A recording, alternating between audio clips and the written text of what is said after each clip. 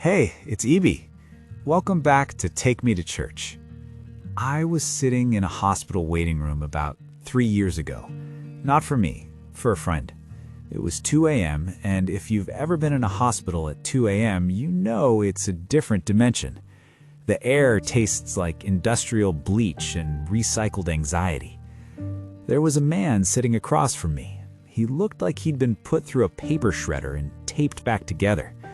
Dirty boots, grease under his fingernails, and eyes that were just gone. Empty. He was trying to use the vending machine, and it kept spitting his dollar bill back out. You know that specific type of rage? When you're already at a breaking point and a piece of plastic decides to defy you. He didn't yell. He just put his forehead against the glass and started shaking. A nurse walked by. She was clearly at the end of a double shift. Bags under her eyes big enough to carry groceries. She could have ignored him. She could have told him to move. Instead, she stopped, pulled a $5 bill out of her pocket, smoothed it out, and slid it into the machine for him. She didn't say, "God bless you." She didn't offer a tract. She didn't even smile. She just bought him a lukewarm coffee and a bag of pretzels, patted him on the shoulder once, hard like a soldier, and kept walking. I watched him eat those pretzels like they were a 5-course meal at the Ritz. We talk about kindness like it's a Hallmark-card. We think it's niceness with a halo. But watching that nurse, I realized something uncomfortable. Kindness isn't a vibe, it's a disruption. And honestly, most of the time, we don't actually want to be kind. We just want to be liked. Let's talk about the great niceness scam. See, we've been sold this idea that kindness is free. You see the bumper stickers. Kindness is free. Respectfully, that's a lie. Politeness is free. Manners are free. Being nice is often just a social lubricant we use to make sure nobody thinks we're a jerk. It's a defensive play. If I'm nice to you, you won't cause me trouble. But kindness, biblical, Christ-shaped kindness, it is expensive. It's one of the most costly things you will ever engage in. Because kindness isn't about how you feel. It's about what you're willing to lose. If it doesn't cost you your ego, your time, or your right to be right, it's probably just politeness. And the world has enough polite people who don't actually care if you sink or swim. Amen? We think of kindness as a soft, pink, fluffy emotion. But in the original context of the scriptures, kindness, Christotes, is more like a tool. It's utility. It's love with its sleeves rolled up. It's strength under control. It's the decision to stay human when someone else is being a monster. We all know the story of the Good Samaritan. We've heard it so many times it's become white noise. Be like the guy who helped. But look at the mechanics of that story. You have a man beaten, stripped, and left for dead. 2 religious professionals walk by. Now, we love to villainize the priest and the Levite. We call them heartless. But if we're being honest, they were being efficient. They had places to be. They had ministry to do. They had purity to maintain. To be kind, they would have had to get blood on their clothes. They would have had to be late for their meetings. They would have had to spend money they hadn't budgeted. Then comes the Samaritan. The kindness he showed wasn't an emotional outburst. It was a series of inconveniences. He stopped. He used his own wine and oil, his supplies. He put the man on his own animal, which means he had to walk. He took him to an inn and paid the bill. And then he said, "Whatever else he costs, put it on my tab."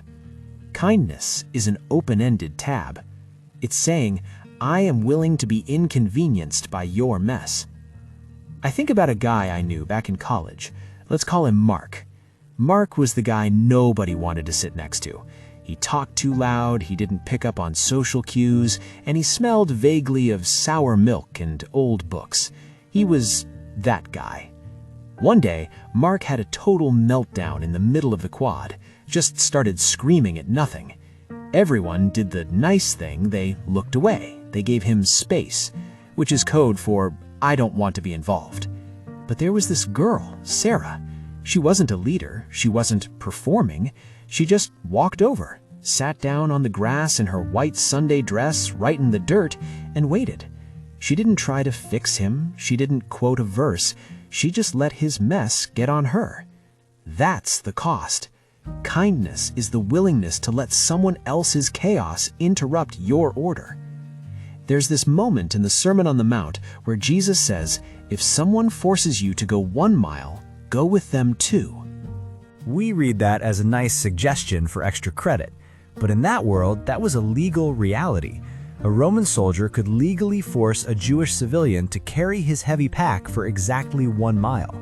1 mile of humiliation, 1 mile of being reminded you're a slave. The first mile is mandatory. It's what you do because you have to. But that second mile, that's where kindness lives. Imagine the soldier's face when he reaches the mile marker and says, "Okay, drop it." And the civilian says, "Nah, I'll take it another mile. I've got you." In that moment, the power shifts. The civilian isn't a victim anymore. He's a giver. He's regained his agency. Kindness isn't laying down and being a doormat. It's the strength to stay generous when you're being oppressed. It's the refusal to let someone else's cruelty dictate your character. So, if we're going to redefine this, we have to look at it through a different lens. First, kindness is what love looks like under pressure. It's easy to be kind when the sun is shining and your bank account is full. But kindness is only truly measured when you are tired, offended, or ignored. It's the choice to hold the door open for the person who just cut you off in traffic, not because they deserve it, but because you refuse to become like them. Second, kindness is the delivery system for truth. We often pit kindness against truth. We say, "I'm not being mean, I'm just being honest." But honesty without kindness isn't truth, it's just a weapon. And kindness without truth isn't love, it's just a lie. True kindness has the courage to tell you the hard thing, but it does it while holding your hand in the fire. Third, kindness is private obedience. The most powerful acts of kindness you will ever perform are the ones no one will ever post on Instagram. It's the way you speak to your spouse when you're both exhausted at 6 p.m. It's the way you talk about the person who isn't in the room. It's the decision to forgive a debt that no one knows is owed. How do we actually live this? Because I'm not interested in us just feeling inspired. Inspiration is cheap. Lived kindness looks like giving up the last word. You're in an argument. You're right. You have the perfect zinger that will end them.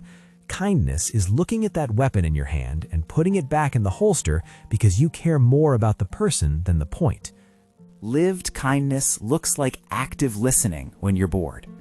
It's looking at the person who repeats the same story for the 10th time and realizing that their need to be heard is greater than your need to be entertained. Lived kindness looks like assuming the best intent.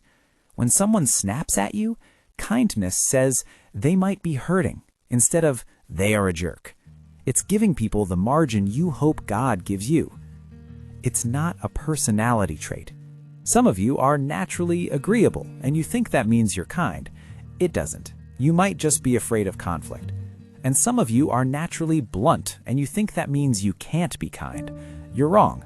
You just have to learn to use your strength to protect rather than to pierce. I want to leave you with this. Think about Jesus. Not the gentle Jesus, meek and mild from the Sunday school paintings. Think about the Jesus who was being mocked, beaten, and nailed to a piece of timber. He's hanging there. His lungs are collapsing. His friends have bailed. The people he came to save are literally gambling for his clothes at his feet. He could have called down fire. He could have ended the mess with a word. Instead, he looks down and says, "Father, forgive them. They don't know what they're doing." That is the apex of kindness. It is the decision to look at the people breaking you and offer them cover. Kindness isn't a weakness. It's the most disruptive force in the universe. It breaks the cycle of an eye for an eye and starts a new cycle of grace. So, here's my question for you this week. Who in your life is losing their dollar bill in the vending machine right now? Who is messy or loud or just plain wrong? Don't just be nice to them. Be kind. Get your white dress dirty. Walk the second mile. Pay the tab. Because that's how the world actually changes. One expensive, inconvenient, quiet act at a time. I'm Ebby. This is Take Me to Church. Go be disruptive.